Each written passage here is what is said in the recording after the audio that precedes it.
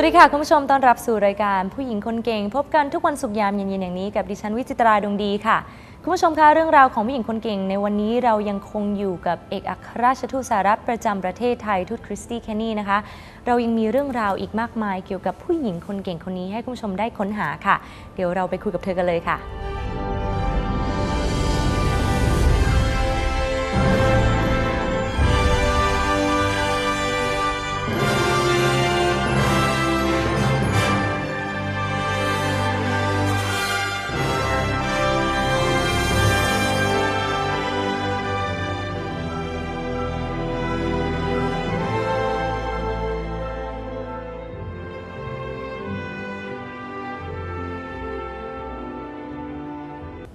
Now, Kun Christy, can you tell me, dated back, before you became an ambassador, what sort of thing or career, what have you done before this? Well, I've been a diplomat for many, many years now. I started as a very junior diplomat, so I've served in Latin America, in Europe, now in Asia.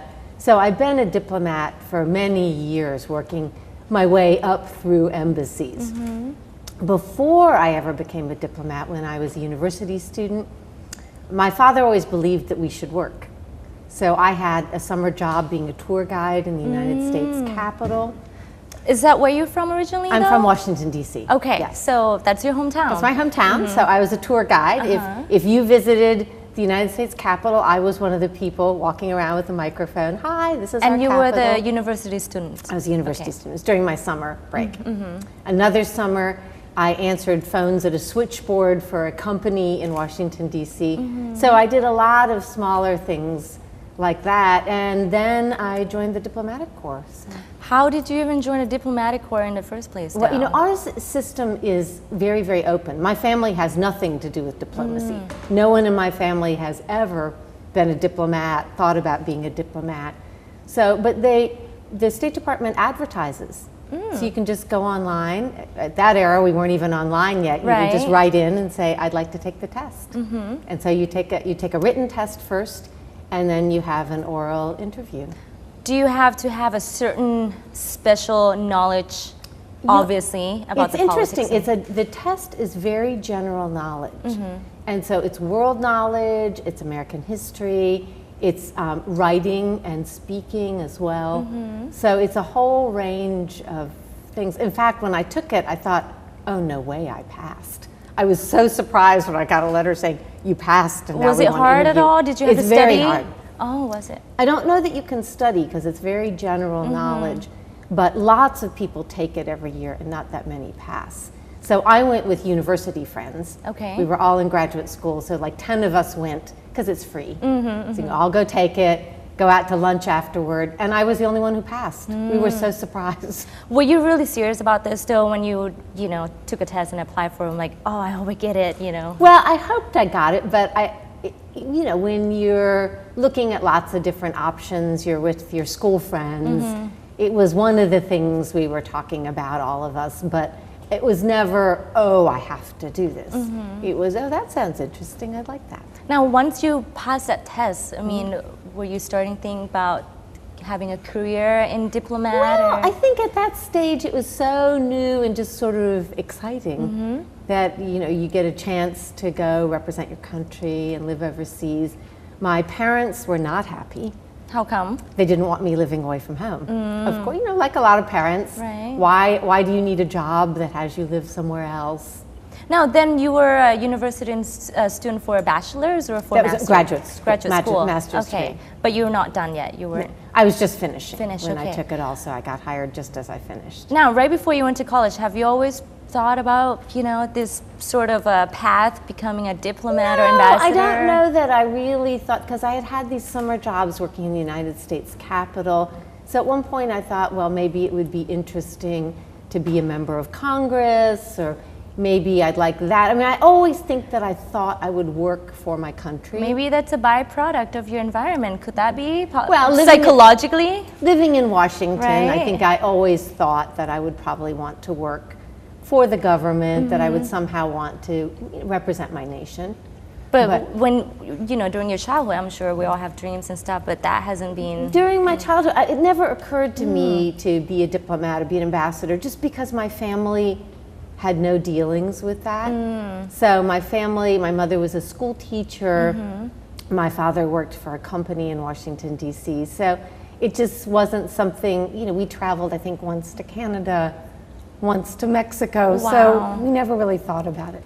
What about you? What Well, did you I think want? I always thought it was exciting. I always thought that the rest of the world seemed interesting. When you read something and you think, oh, I'd love to see that.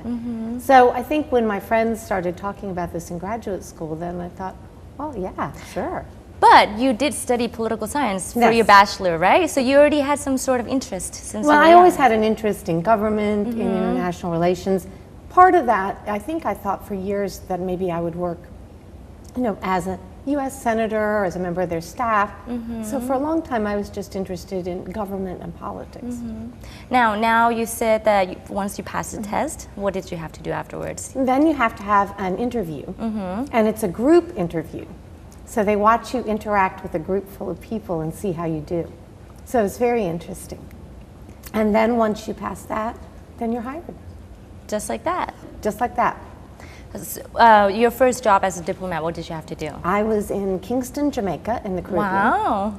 And I was a consular officer and then the ambassador's staff aide.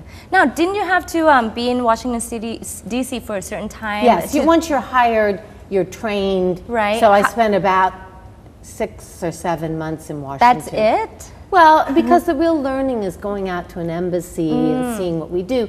So you're taught in Washington a little bit about how embassies work, but it's much better, I think. I think there's a huge difference between, I think, American, what do you call it, procedure and Thai maybe? Because I think you have to be in diplomatic work or whatever for years before you can actually travel, I think. Ours, of course, every country is different. Right. But ours, for example, at our embassy here in Bangkok and our consulate in Chiang Mai, we have a number of people who are on their first overseas assignment, who've been diplomats for 7, 8, 9 months, and so they're here learning from us. So, Kingston, Jamaica, as your first assignment, tour. how was it? It was both good and bad. Jamaicans have wonderful reggae music. They're really charming Strong people. culture, yeah. Strong definitely. culture. And I learned to snorkel. Nice. Learned to enjoy the water, the seas. It was a very dangerous place to live when I lived there. So Definitely. that part was not so good. Very, very dangerous. As far as being a diplomat, though, I mean, did you feel like this is what I want to do, or did you feel, maybe not? No, I think I enjoyed it. I mean, I had a lot of good friends in the embassy, and I think we all just felt excited to be there and excited to learn about a new country. And so, for me, I think it was something where you think, this is great, this is fantastic. Now, you never get to pick the country where you're going, right? Never? We get to say where we'd like to go, and then sometimes my government agrees, and sometimes they think something different. But I've always gotten to go where I'd like to go. Was so. Jamaica one of the places? I did, Okay. really, because I wanted to go somewhere not too far from home, because my parents were worried. I'm the only daughter, I'm the oldest child.